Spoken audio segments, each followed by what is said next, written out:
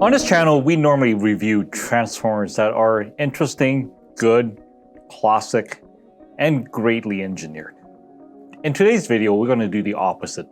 We're going to talk about a Transformer that's somewhat controversial, not just because of the name per se, but the entire design and the toy line it belonged to. Today, we're going to talk about G1 Transformers Pretender Autobot Vehicle Gunrunner. When you think about Transformers, you think of robots that transform into some sort of alternate mode, like say a car, a jet, maybe a gun, or even an animal. In this case, this one doesn't really do any of that. What it relies heavily on is the accessories that it comes with. So before I start, I want to give a shout out to letspopyeg.com for providing the main toy. And I also want to give a shout out to Yeg BST for providing the gun for this character. However, I do want to give a caveat. Yeg TFBST did provide me a gun. Unfortunately, it's not the right gun for this toy. So for today, I'm only going to cover the accessories very briefly, but I will cover the gimmicks that this toy comes with. So let's start off right away. Yes, everything you see on this table, it all belonged to this one guy. And this guy is called Gunrunner. He's the main character, the main figure that you're buying this toy for. This toy came out in 1988. It came out during a time when Transformers was more or less on a decline. And what do I mean by that? After the movie back in 1986, a lot of fans noticed that the toys are starting to, for lack of a better word, is getting repetitive. Transformers are of course known for transformation. But you can only transform a robot so many times before the gimmick gets stale. So in the past, we see gimmicks that makes the Transformer do one or several things. I'll give you an example. With Soundwave, you have him carrying these little cassette minions that fits inside his chest, and these minions also transforms into robots.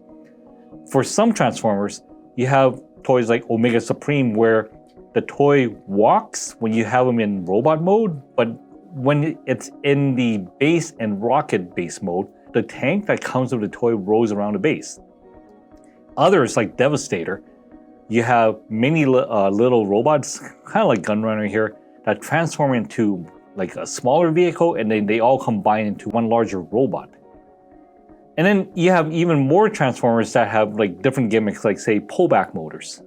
For example, jump starters, battle chargers, throttle bots.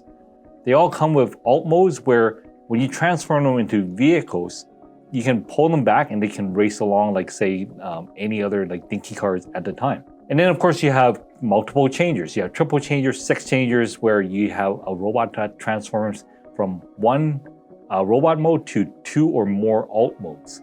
However, by that time, of course, things get a little stale after 1987, because when Hasbro and Takara explored using little figures to transform them into the partners of the larger robots, so you have Headmasters and Target Masters, they were starting to run out of ideas. So in 1988, we saw a subline of Transformers called Pretenders. And this is what Gunrunner is. So the idea behind Pretender is that you have an outer toy, or a shell as they call it, that hides the main robot inside that shell. So I'll give you an example. Gunrunner's vehicle, the vehicle shell, it opens up like so. Okay, as you can see, there's a compartment here. And what you do is you would compact Gunrunner like this, or just leave them like this. And then you put them inside, and then you close it up. And that's pretty much the gimmick. You pretty much hide the robot inside another toy that doesn't really transform. So during that time, back in 1988, you had several types of Pretender shells. You have humanoid shells, you have beast shells, and you have vehicle shells. Why is this controversial? It's because Transformers are supposed to transform into vehicles by themselves. They don't need a shell to turn into a vehicle. I'll get more on that later, because that actually adds to another layer of controversy to this specific toy. What's more is that when you look at any of the Transformers belonging to this subline, the Pretender line, you'll notice one thing right away, is that the design of the robot is very simplistic. So even though you have more articulation, like say arms and leg and head articulation, you don't have a lot of thought put into the transformation process in itself. I'll give you an example. Anybody who's familiar with G1 toys, you can see let's say Optimus Prime. To transform Optimus Prime from a robot to a semi-trailer, there's several steps involved. You typically don't need to add any extra parts, with the exception of his fist. And when you do transform him into a vehicle, he actually looks like a tractor trailer. With Gunrunner, he has none of that going on for him. I'll give you an example. I'll show you why that is. Okay, so I'll transform him right now. So Gunrunner's transformation is very simple. You fold his arms in, and then you bend his legs up, and this is pretty much it. You don't have to do anything else, all right? Where his most complicated piece of his transformation actually lie on this accessory. This is actually a gun pack for his vehicle mode, and I'll show you the gimmick later. It attaches onto it like this. But in this case, what you do is you take the gun pod off, you swing out these little wings that's on the side of the gun pod, and then you swing out this piece here, the nose cone. So pretty much you have a jet in itself. This is pretty much the alt mode for Gunrunner. Except in this case, you don't just leave him like this. You actually attach Gunrunner on the bottom like so. So you see these tabs here? You fit it right above here. So where his arms are, okay? And then you just kind of like snap them in like this. And then make sure that the nose cone here tabs onto this, so it kind of like wedges itself in, so that when you attach them, this is pretty much it. So as you can see, it's not spectacular. Does it look like a jet? Yes. Unfortunately, you need a backpack for Gunrunner to look actually like anything. Like it doesn't, like by itself. Here, I'll take this off again. If I were to tell you this is a jet, you would never guess what this is supposed to be. So if you lose this piece, that's it. Like Gunrunner is pretty much a chunk of plastic that you can't do anything with. All right. So that's why this Transformer specifically is controversial. He has a counterpart. Because this guy's an Autobot, they made a counterpart for him in the Decepticon form, named Road Grabber.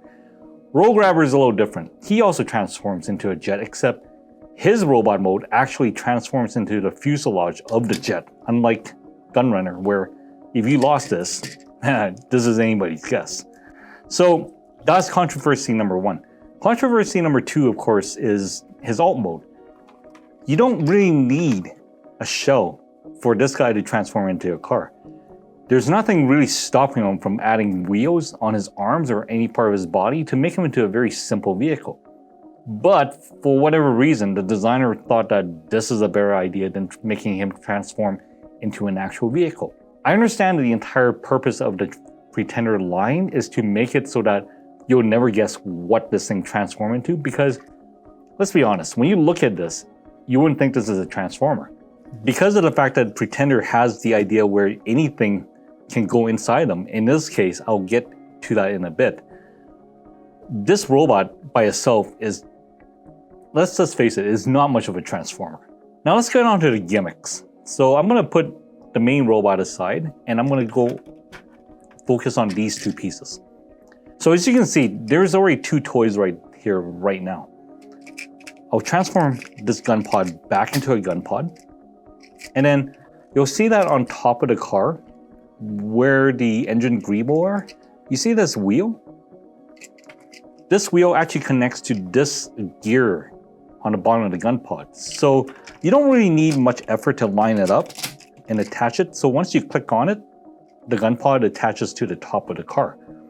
Now, the gimmick behind this is not just that it connects to the top of the vehicle, but you may notice that when I lift up the lid, the back tire or the back wheel has a rubber tire around it. Why is that? So that when you roll the vehicle forward, you see how the gun alternates? It goes back and forth. That's what that gear was for. So that's the second gimmick in addition to the hiding the robot gimmick. You can also position this, and it still spins. So you're basically looking at the one of the playability factors to this transformer. The other thing that you would notice is that unlike other transformers, the sculpting on a shell far outweighs the sculpting details on the robot. The robot, it's very plain. I mean, you have like these little details on the arms and whatnot, but the rest of the robot it's kind of plain. It actually reflects the car details on the shell. But if you look at the shell itself, the bottom, you have like the exhaust pipe details, you have the back engine details, there's a winch in front of the bumper, there's the headlight details, there's the vent details, and of course, you have the canopy. So that brings me to the third feature to this toy. Now, you're looking at this robot and go, okay, so why is it so plain? There's a reason why it's so plain. It's so that when you want to fit them inside the shell, you can do either one of the two things. You can put them in, like a mummy inside a sarcophagus, or there's actually a canopy where you lift up. And if you push down on this panel, it actually forms a seat where the robot can sit inside. So what you do is you bend the robot at the waist, you push it down, and then you fit him in like this so that he sits snugly inside the vehicle. Now it's a little tricky because the clearance on the canopy is kind of tight. So you got to make sure that when he reclines, he sits below this hinge. So once you have that, let me just adjust that a little bit more. There you go. You can shut the lid down. As I said, it is a little tricky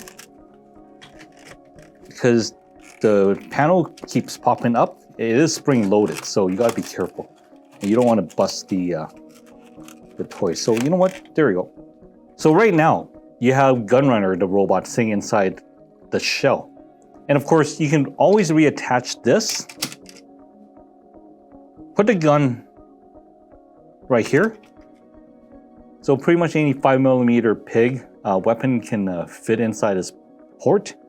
And you see these two missile pods? Missile pods can fit on the side of the vehicle.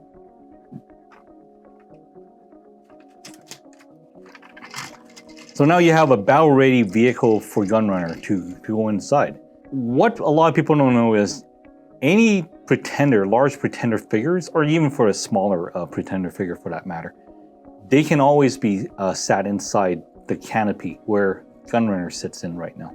This is pretty much what Gunrunner is about. He's more about the playability than the engineering involved for this Transformer. A lot of the times people wonder, okay, why did Transformers went this direction? If you actually look back around the 1988 year, there are already plenty of transforming toys. Not Transformers per se, but transforming toys that are using the Transformers gimmick. What's more, these toy lines have additional playability. I'll give you an example. M.A.S.K. M.A.S.K is a toy line where you have a vehicle that transforms from one mode to another. It also includes an action figure that comes with the vehicle. So there's that degree of playability, and there's that convertibility of one of the toy from one mode to another. G.I. Joe also got into the transforming game. Battle Force 2000, you have a similar idea. You have a vehicle where you can split up into two vehicles, and then one part of that vehicle that got split up can form a piece of a larger fortress. Visionaries, that's another toy line during the same time, also had the transformation capability. Plus, it also has a hologram with the toy to add the extra value to the toy. For those of you who are familiar with Starcom, it's also another transforming vehicle that kind of exploits the whole transforming gimmick. Even He-Man at this time has transformation gimmick. Remember the the Rock Lords and the, I guess the Macross, it came a little earlier than this. Those are also established toy lines that have transforming robots. So this is Transformers or Hasbro's way of kind of deviating themselves and distinguishing themselves from these other toy lines. So I'm gonna explore a little bit more on this toy, on this pod, this little gun pod. This is actually, I actually consider this as a star because without this, you can't really like do much with this toy. The missile pods, you can actually take them off and put these posts where the missile is and put them underneath the jet. So it becomes an attack jet. So because of that, this toy is actually 3 toys in one, but unfortunately none of these toys really stand out. Sure, it has its gimmicks and whatnot, but in terms of its desirability and its, I guess, I don't know, playability value, unless you can actually like incorporate this in other scenarios and play this with other toys, right?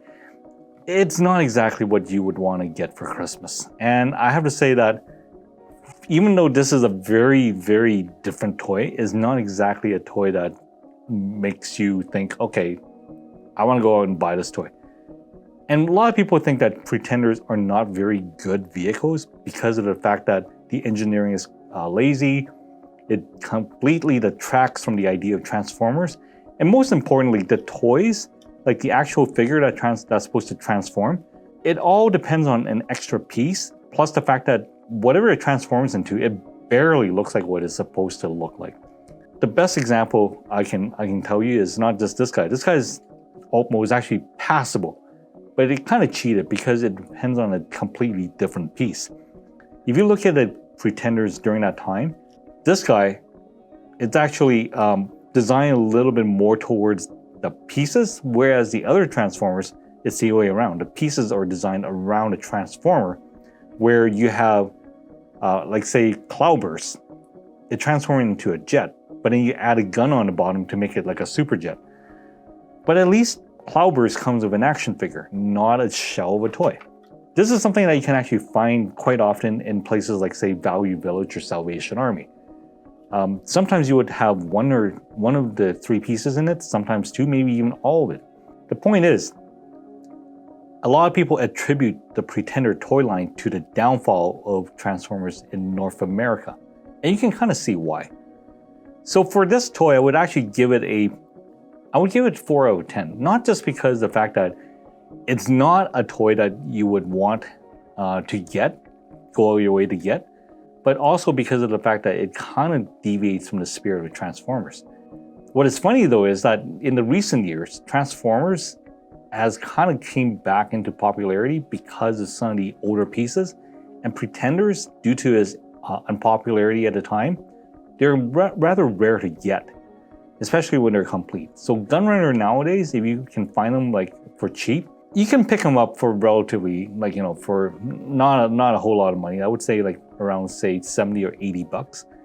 But is it worth your time and your money to get it? I would say no. So if you like this video and you want me to do more reviews on this, hit like and subscribe. I'll see you in the next video.